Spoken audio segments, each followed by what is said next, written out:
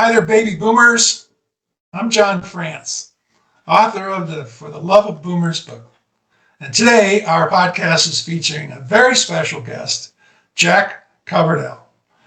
Jac and I have been friends since junior high in Sioux City, Iowa. We've been through East High School, college at Iowa State, Pi Kappa Alpha fraternity, and professional work intermittently over all these years.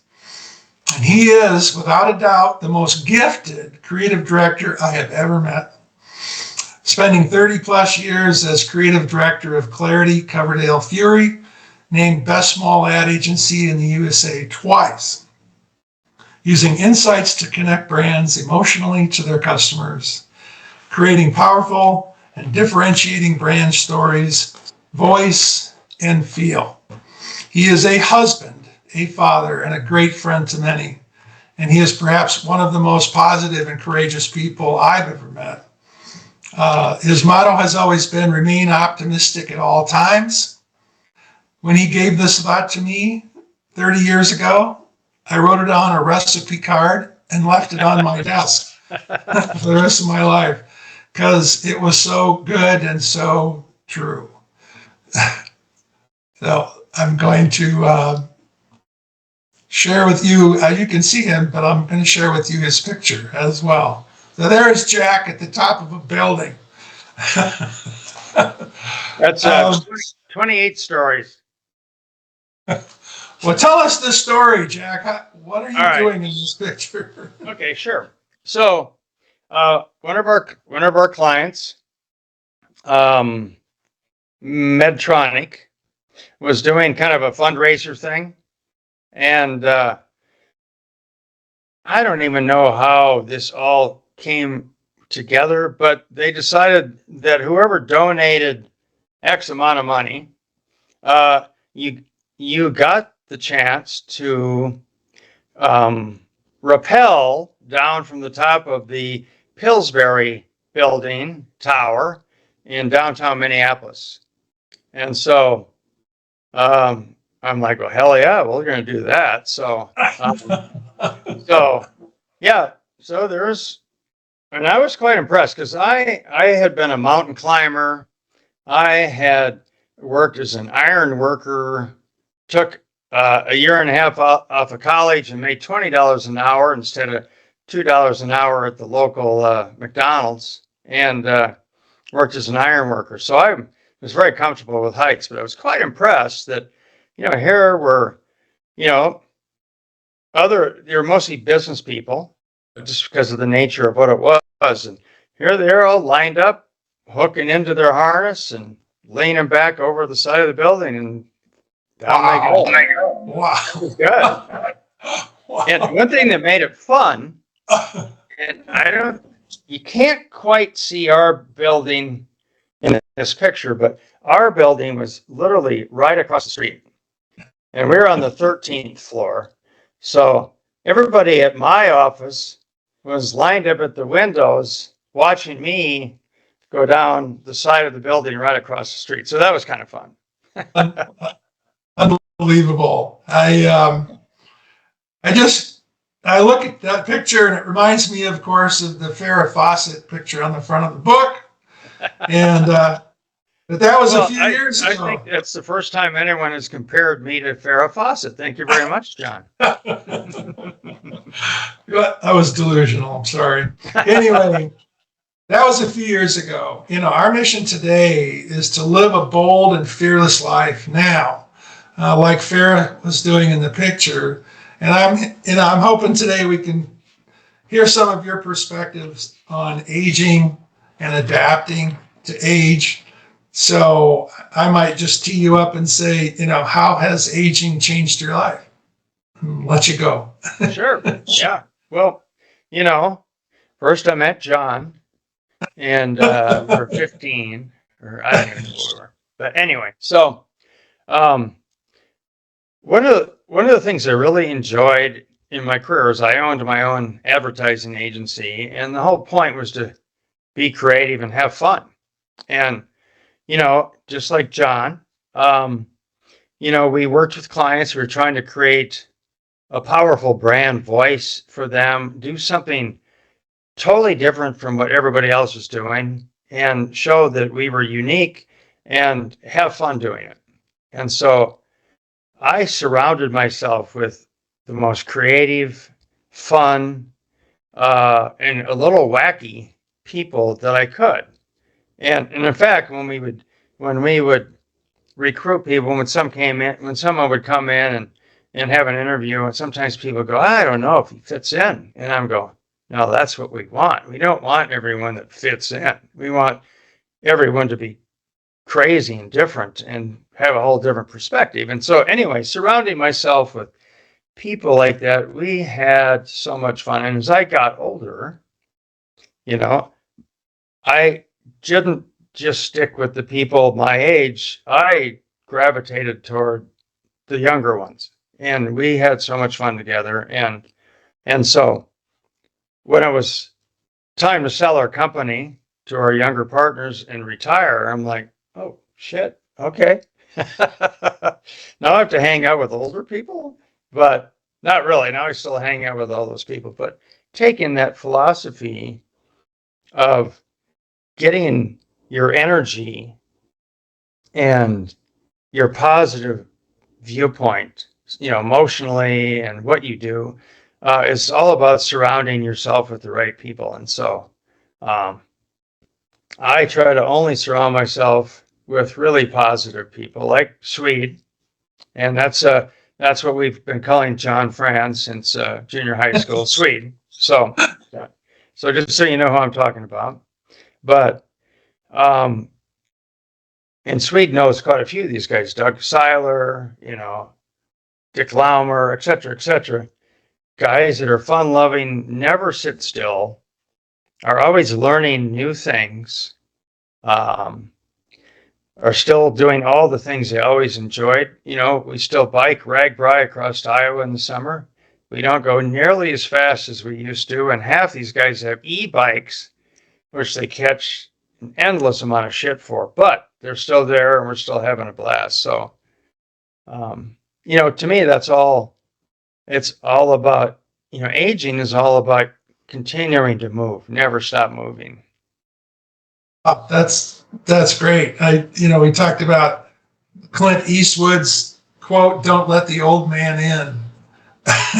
That is so true. And Clint Eastwood, and then this week, Dick Van Dyke turning 100 was kind of another good example of guys that just, they don't ever stop. They keep moving. Like, I had a friend a few years ago that started to do the old man walk. You kind of, growing when you get out of a chair, and then you kind of walk like a penguin. I'm like, oh man, quit walking like an old guy. You don't need to walk like that. Don't walk like that. And and that's true.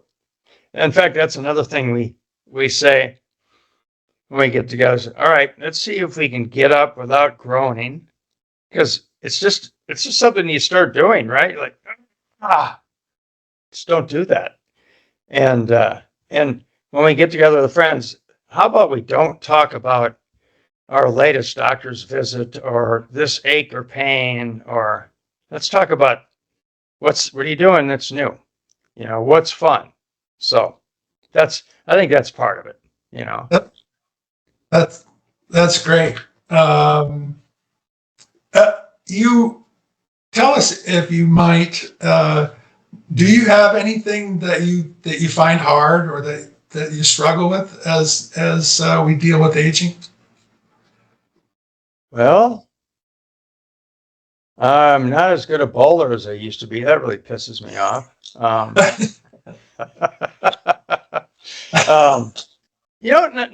not too much, really. I mean, there's plenty of aches and pains. I don't sleep very well, but never did. So I wouldn't say I do actually. But I think again, it's surrounding yourself with the right people. But where we would have all, come on over for dinner and we'd play a game, and midnight or 1 o'clock, it was like, oh well, we should probably get going.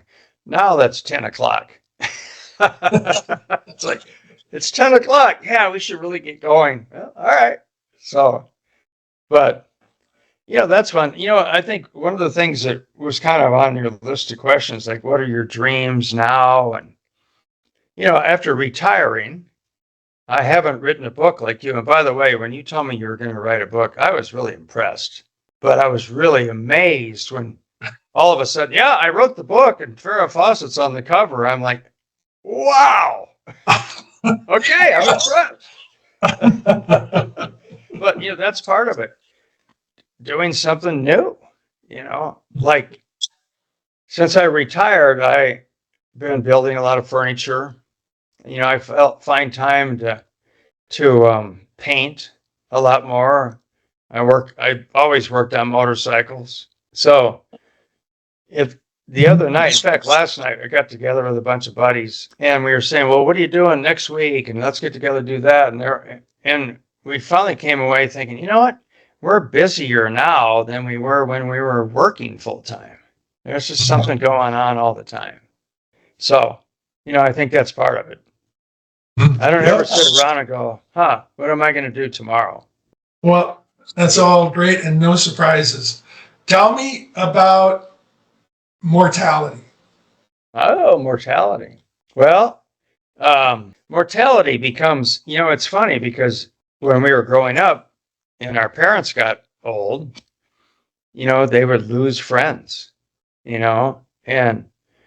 I remember probably in my dad was almost 40 years older than me, and my mom was, not quite as old, but so, when I was in my 40s, they were in their 80s, and they were healthy till they were 90, pretty much, but their friends would start, dying of old age or whatever, and in the last 2 years, we've lost 4 really close friends, and that sucks. But someone asked me, so are you ever afraid of dying? And I'm like, no, not really, not at all. It's easy to say, well, I'm healthy, but I kind of look at it like, what a great run. I've had a great run, and so no, I'm not. And I'm not a religious guy. So it's not like, I can't wait to go to heaven and meet my maker. That's not it at all. I just feel like, I am so thankful for the great life and the great family and the great friends and the great opportunities I've had. So I got nothing to complain about.